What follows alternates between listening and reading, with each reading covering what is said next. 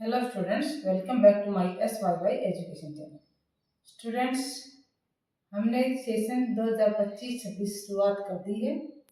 कल के वीडियो में हमने पढ़ाया था क्लास 10 का केमिस्ट्री का पहला चैप्टर, साइंस का पहला chapter chemical reactions and equations.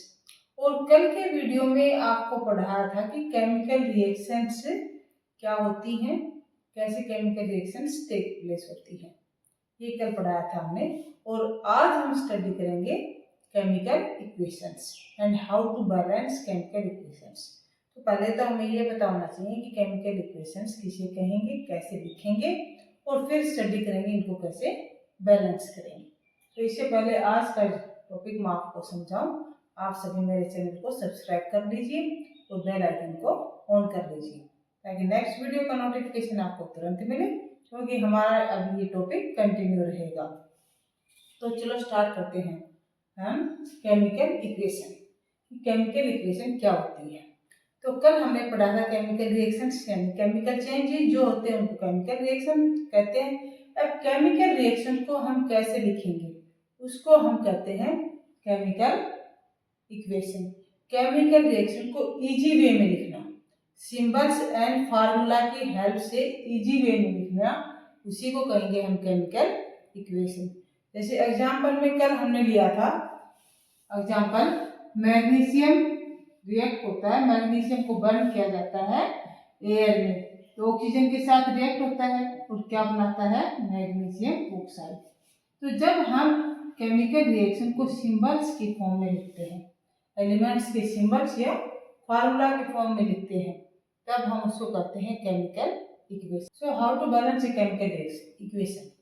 Chemical equation को बैलेंस कैसे करेंगे? तो सबसे पहले तो हमें पता चलेगा केमिकल इक्वेशन क्या होती है कि जब केमिकल रिएक्शन को हम सिंबल्स एंड फार्मूलाज के फॉर्म में लिखते हैं तो वो क्या हो गई, केमिकल इक्वेशन हो गई। अब 9th क्लास में हम ये पढ़ चुके हैं कि मास can neither be created nor destroyed. तो ड्यूरिंग ए केमिकल इक्वेशन और chemical reaction, mass can neither be created nor destroyed, यानी कि बोथ साइड, रिएक्टेंट साइड में एंड प्रोडक्ट साइड में मास नंबर सेम होगा। जब मास सेम होगा दोनों तरफ, कब होगा मास सेम? जब नंबर ऑफ एटम सेम होंगे। जो एलिमेंट्स इंक्लूड हैं केमिकल रिएक्शन में, जो एलिमेंट्स इंक्लूड हैं उनके number of atoms both side, reactant side and product side, both side equal होंगे। क्यों? क्योंकि मास कैन नाइदर बी क्रिएटेड और डिस्ट्रॉयड। तो अब नंबर ऑफ एटम्स को कैसे इक्वल करें? जिस केमिकल रिएक्शन में नंबर ऑफ एटम्स इक्वल होंगे उसे कहेंगे हमें कि बैलेंस्ड केमिकल इक्वेशन, और जिसमें नंबर ऑफ एटम्स इक्वल नहीं होंगे उसे हम कहेंगे unbalanced chemical equation. For example, हमारे पास ये इक्वेशन है मैग्नीशियम प्लस ऑक्सीजन, और ये जब रिएक्ट करते हैं तो क्या बनता है, मैग्नीशियम ऑक्साइड। अब इस रिएक्शन में देखिए, यहाँ पर मैग्नीशियम 1, प्रोडक्ट में भी 1 है, रिएक्टेंट में ऑक्सीजन एटम्स 2 हैं और यहाँ पर ऑक्सीजन एटम 1 है। It means this equation is क्या है, unbalanced. This equation is unbalanced equation. अब ये इक्वेशन बैलेंस्ड कब होगी? जब दोनों तरफ नंबर ऑफ एटम्स इक्वल होंगे, इधर भी इतना ही होगा और इस साइड भी इतना ही होगा। ऑक्सीजन 2 है तो उधर भी ऑक्सीजन 2 होना चाहिए। दूसरी इक्वेशन लेते हैं हम, जिंक प्लस H2SO4, और हमारे पास जो प्रोडक्ट बनता है वो बनता है जिंक सल्फेट प्लस हाइड्रोजन। अब इस इक्वेशन में आप देखिए, number of hydrogen 2, number of hydrogen 2 product में, number of zinc atoms 1, product में भी 1 है, सल्फेट आयन 1 और यहाँ भी सल्फेट आयन 1 है। इसका मतलब क्या हुआ कि दोनों तरफ नंबर ऑफ एटम्स वो सेम है। इसका मतलब है कि ये जो इक्वेशन है ये क्या है, बैलेंस्ड है। इसको हम क्या कहेंगे, बैलेंस्ड इक्वेशन कहेंगे, बैलेंस्ड इक्वेशन। तो समझ में आ गया होगा कि अनबैलेंस्ड इक्वेशन क्या होती है, जिसमें दोनों तरफ नंबर ऑफ एटम्स इक्वल नहीं है। तो अनबैलेंस्ड, बैलेंस्ड जिसमें दोनों तरफ नंबर ऑफ एटम्स हमारे पास इक्वल है। अब जब हमारे पास अनबैलेंस्ड इक्वेशन है तो हम उसको बैलेंस कैसे करेंगे? ये हमें अब सीखना है यहाँ पर इक्वेशन को बैलेंस कैसे करेंगे। एग्जाम्पल लेते हैं हम यहाँ पर इक्वेशन को बैलेंस करना सिखाने के लिए आपको कि आयरन प्लस वाटर, वाटर यहाँ पर स्टीम की फॉर्म में है क्योंकि आयरन जो है लिक्विड फॉर्म में वाटर के साथ रिएक्ट नहीं करता, स्टीम की फॉर्म में रिएक्ट करता है। और जो प्रोडक्ट बन गया हमारे पास वो बन गया यहाँ पर Fe3O4 ferric oxide, Fe3O4 plus H2 hydrogen. ये प्रोडक्ट हमारे पास यहाँ पर बना है। लेफ्ट साइड में रिएक्टेंट है और राइट साइड में क्या आपके पास प्रोडक्ट। अब ये इक्वेशन जो है ये अनबैलेंस्ड इक्वेशन है, हमें इसको बैलेंस करना। तो सबसे पहले तो क्या होगा, स्टेप वन में सबसे पहले हमें क्या करना है, एलिमेंट्स के नाम लिखना है और नंबर ऑफ एटम्स लिखना है, both side reactant and product. तो स्टेप वन में हम क्या लिखेंगे, एलिमेंट्स, कौन कौन से एलिमेंट्स जो है इंक्लूड है रिएक्शन में, और यहाँ हम लिखेंगे नंबर ऑफ एटम्स,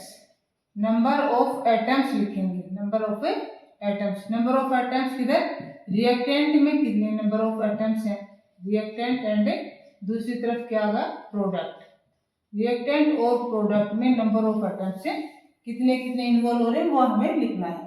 तो यहाँ पर एलिमेंट्स, अब हमारे पास कौन कौन से एलिमेंट्स यहाँ देखिए,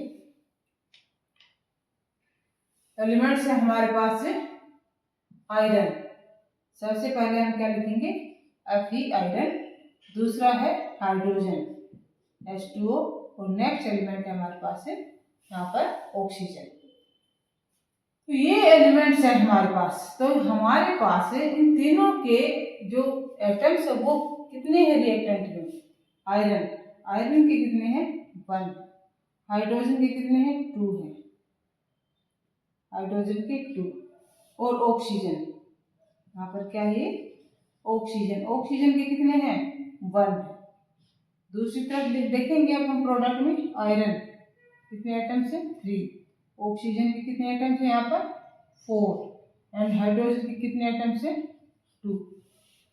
तब इस रिएक्शन के हिसाब से हमारे पास हाइड्रोजन बैलेंस है, आयरन और ऑक्सीजन बैलेंस नहीं है, तो हमें इस इक्वेशन को बैलेंस करना होगा। तो अब स्टेप टू में हमें क्या करना है, रिएक्टेंट एंड प्रोडक्ट दोनों तरफ सबसे जो बड़ा कंपाउंड है वो कंपाउंड जिसमें नंबर ऑफ एटम्स ज़्यादा है, हमें वो कंपाउंड फाइंड आउट करना है। तो इस रिएक्शन में हमारे पास वो कंपाउंड कौन सा है जिसमें नंबर ऑफ एटम्स ज़्यादा है, वो हमारे पास ये है Fe3O4। Fe3O4 में नंबर ऑफ एटम्स ज़्यादा है, तो हम इसको लेंगे Fe3O4 में। अब Fe3O4 में भी हमें ये देखना है, ये हमने लिया Fe3O4।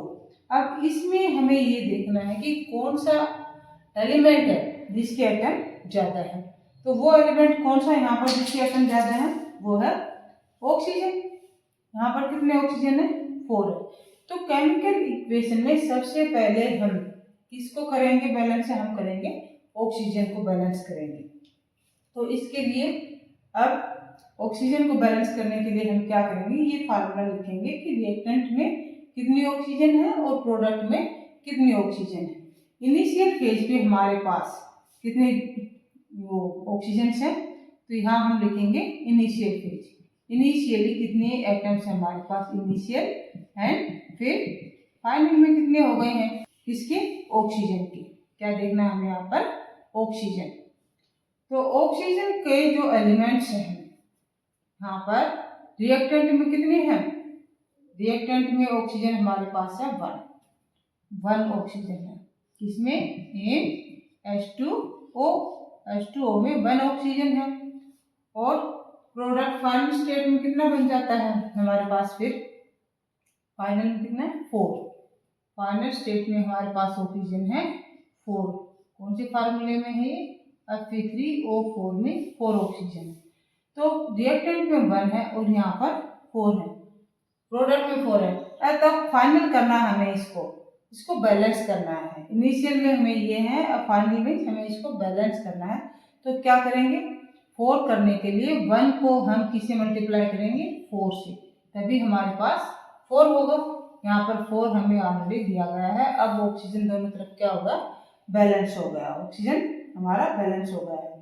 तो इस रिएक्शन को अब हम कैसे लिख देंगे, जब बैलेंस हो गया है 4, इसका मतलब क्या हुआ, वाटर मॉलिक्यूल के आगे हमने क्या लिखना है, 4।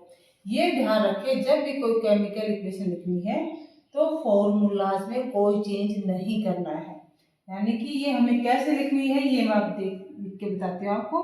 Fe+H2O है हमारे पास, तो इसके आगे हम क्या लिखेंगे, 4 लिखेंगे। ये ध्यान रहे, हमें ये 4 यहाँ लिखना है, इसको यहाँ पर नहीं लिखना है। यहाँ लिख देते हैं तो केमिकल फॉर्मूला चेंज हो जाता है, इसलिए ये कोफिशिएंट हमें इसके आगे लगाना है, 4 कोफिशिएंट। और केमिकल इक्वेशन को बैलेंस करते वक्त हमें स्मॉलेस्ट होल नंबर चूज करना है। स्मॉलेस्ट होल नंबर, यहाँ पर कभी भी फ्रैक्शन में नंबर को नहीं लिखा जाता है, होल नंबर लेना है। अब ये होगा हमारे पास, तो इक्वेशन हमारी क्या बन गई है, इक्वेशन अब हो गई हमारी Fe3O4 प्लस में H2। अब जब हमने यहाँ पर 4 कर दिया, ऑक्सीजन तो दोनों तरफ बैलेंस हो गई। अब हमारे पास जो अनबैलेंस रह गया है वो क्या रहेगा, आयरन और दूसरा हाइड्रोजन। आयरन और हाइड्रोजन दोनों ही अनबैलेंस रह गए। तो अब जिस प्रकार से हमने ऑक्सीजन को बैलेंस किया, उसी प्रकार से हम आयरन और हाइड्रोजन को करेंगे। हाइड्रोजन करेंगे, हाइड्रोजन। अब हाइड्रोजन का इनिशियल फेज में कितने एटम्स हैं, हाइड्रोजन का इनिशियल फेज में कितने एटम्स हैं हमारे पास, तो यहाँ पर रिएक्टेंट इस फेज में जब बैलेंस करने के बाद हाइड्रोजन कितना हो गया हमारे पास, हाइड्रोजन हो गया हमारे पास 8 हो गया, 8। तो क्या लिखेंगे, रिएक्टेंट में कितना है, 8 है। और प्रोडक्ट में कितना है, प्रोडक्ट में हमारे पास हाइड्रोजन दिया गया है 2। तो प्रोडक्ट में हाइड्रोजन के एटम्स कितने हैं, 2 एटम्स हैं। अब 2 को 8 करने के लिए क्या करेंगे, 2 को 8 करने के लिए 4 से मल्टीप्लाई करेंगे, तो दोनों तरफ क्या होगा, 8 हो गया है। दोनों तरफ अब 8, रिएक्टेंट में भी 8 और प्रोडक्ट में भी 8। तो रीराइट करते हैं हम नेक्स्ट स्टेप में, स्टेप 3 में इसको कैसे लिखेंगे, अब Fe+4H2O और प्रोडक्ट में हमारे पास होगा Fe3O4 प्लस, यहाँ पर क्या किसे मल्टीप्लाई किया हमने, ये 4 से, तो हाइड्रोजन क्या लिखेंगे हम, 4, क्या लिखेंगे, 4H2, 4 टू जा 8 और इधर भी होगा 4 टू जा 8। तो अब इस इक्वेशन में हमारे पास हाइड्रोजन एंड ऑक्सीजन के मोलिक्यूल्स एटम्स जो है, हाइड्रोजन एंड ऑक्सीजन के एटम्स से बैलेंस हो गए। अब क्या रह गया है, आयरन रह गया है, नेक्स्ट रहता है आयरन। तो अब देखिए आयरन के कितने, नेक्स्ट स्टेप नंबर 4, स्टेप 4 में हम बैलेंस करेंगे इसमें आयरन को। तो आयरन इनिशियल फेज पे कितने मोलिक्यूल्स हैं, आयरन हमारे पास है 1 और फाइनल में इधर प्रोडक्ट में कितने हैं, 3 है। तो आयरन जो है वो इनिशियल में 1 है और प्रोडक्ट में 3 है। तो 1 को 3 करने के लिए क्या करेंगे, उसको हम 3 से मल्टीप्लाई करेंगे। तो 3 से मल्टीप्लाई करेंगे तो 4 स्टेप पे हम कैसे लिखेंगे इसको, 3Fe, हमने इसके आगे 3 कोफिशिएंट यूज किया है, 3 एटम्स हो गए। अब ये plus 4H2O Fe3O4 plus 4H2, ये हमारी जो है फाइनल बैलेंस्ड इक्वेशन बन गई है, बैलेंस्ड केमिकल इक्वेशन। दोनों तरफ से हम नंबर ऑफ एटम्स को चेक करेंगे। तो इधर देखिए Fe पहला एटम है हमारे पास आयरन, Fe 3 मोलिक्यूल्स, प्रोडक्ट में देखिए आप 3 हैं। सेकंड हाइड्रोजन 4 टू जा 8, हाइड्रोजन के 4 हैं। अब प्रोडक्ट में देखिए 4 टू जा 8, हाइड्रोजन के 8 एटम्स हैं रिएक्टेंट में, प्रोडक्ट में 4 टू जा 8 रिएक्टेंट्स हैं। नेक्स्ट इज ऑक्सीजन, यहाँ पर आगे जो 4 कोफिशिएंट लिखा हुआ है, ये इसका मतलब क्या है, ऑक्सीजन इसके मल्टीपल में है, यानी कि 4 एटम्स हैं। और यहाँ पर भी क्या है, 4, कितने एटम्स हैं? 4। तो तीनों जो एलिमेंट्स थे यहाँ हमारे पास है आयरन, हाइड्रोजन एंड ऑक्सीजन, तीनों के एलिमेंट्स दोनों side reactant and product side में बैलेंस्ड हो गए हैं। तो ये जो इक्वेशन है ये क्या कहलाएगी? अब बैलेंस्ड इक्वेशन कहलाएगी। और नेक्स्ट जो फिफ्थ स्टेप है वो होता है कि हमें जो एलिमेंट्स हैं, जो कंपाउंड्स हैं जिन्होंने रिएक्शन में पार्टिसिपेट किया, जो रिएक्शन में इंक्लूड हुए हैं, उनकी फिजिकल स्टेट लिखनी है कि वो किस स्टेट में। तो हमारे पास यदि इंफॉर्मेशन दी गई है तो हम लिखेंगे। रिएक्शन में हमारे पास ज़्यादा इंफॉर्मेशन नहीं है, नहीं दी गई है, तो हम उन्हें नहीं लिखेंगे। ये ध्यान रहे, कहीं आप गलत ना लिखते। जैसे यहाँ पर इस इक्वेशन का मैं लिख के दिखाती हूँ आपको। आयरन यहाँ पर किस फॉर्म में है? सॉलिड फॉर्म में है। अब H2O है, बहुत से बच्चे ये दिमाग में रखेंगे कि H2O लिक्विड फॉर्म में होता है। नहीं, H2O यहाँ पर लिक्विड फॉर्म में नहीं, आयरन लिक्विड फॉर्म में H2O के साथ रिएक्ट नहीं करता, आयरन स्टीम फॉर्म में, वेपर फॉर्म में रिएक्ट करता है। तो ये यहाँ पर किस फॉर्म में है? गैस की फॉर्म में है। और Fe3O4 यहाँ पर सॉलिड की फॉर्म में, ये सॉलिड होता है, और हाइड्रोजन ही गैस होती है, ये सब जानते हैं। तो जब उसकी जो एलिमेंट्स जो कंपाउंड्स बने हैं उनके आपके पास फिजिकल स्टेट की इंफॉर्मेशन है तभी आप लिखिए, अदरवाइज उनकी फिजिकल स्टेट मत लिखिए। केमिकल इक्वेशन में आप नंबर ऑफ एटम्स को बैलेंस कीजिए।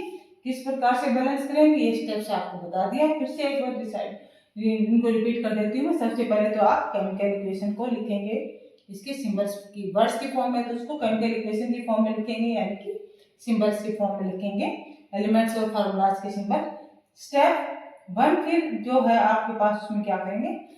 सभी एलिमेंट्स के सिंबल लिखेंगे, उनके रिएक्टेंट एंड प्रोडक्ट में आप उनके नंबर ऑफ एटम्स लिखेंगे। एंड नेक्स्ट स्टेप में आप जो सबसे ज्यादा एटम्स वाला कंपाउंड है रिएक्टेंट में, प्रोडक्ट में, उसको सिलेक्ट करेंगे और उसमें जिस एलिमेंट के सबसे ज्यादा एटम्स हैं उसको बैलेंस करेंगे। उसके बाद जो एलिमेंट्स बच गए यहाँ पर उनको बैलेंस करेंगे। इस मेथड को कहते हैं हीट एंड ट्रायल मेथड, क्योंकि यहाँ पर हमने स्मॉलेस्ट होल नंबर लेकर ट्राई करके इसको बैलेंस किया है कि यहाँ पर 2 से मल्टीप्लाई करेंगे, 3 से करेंगे या 4 से करेंगे तब इक्वेशन बैलेंस होगी। तो इसको बोलते हैं heat and trial method, equation को बैलेंस करने का। इस वीडियो को ध्यान से देखिए और समझिए आप कि हीट एंड ट्रायल मेथड से किस प्रकार से इक्वेशन को बैलेंस करते हैं, और जो इक्वेशंस दी गई, एग्जांपल्स दिए गए हैं उनसे आप बैलेंस कर देखिए, प्रैक्टिस कीजिए। जब प्रैक्टिस करोगे तभी आप इसको सीख पाओगे। वीडियो को शेयर कीजिए और लाइक कीजिए और मेरे चैनल को सब्सक्राइब कीजिए। Thank you for watching the video.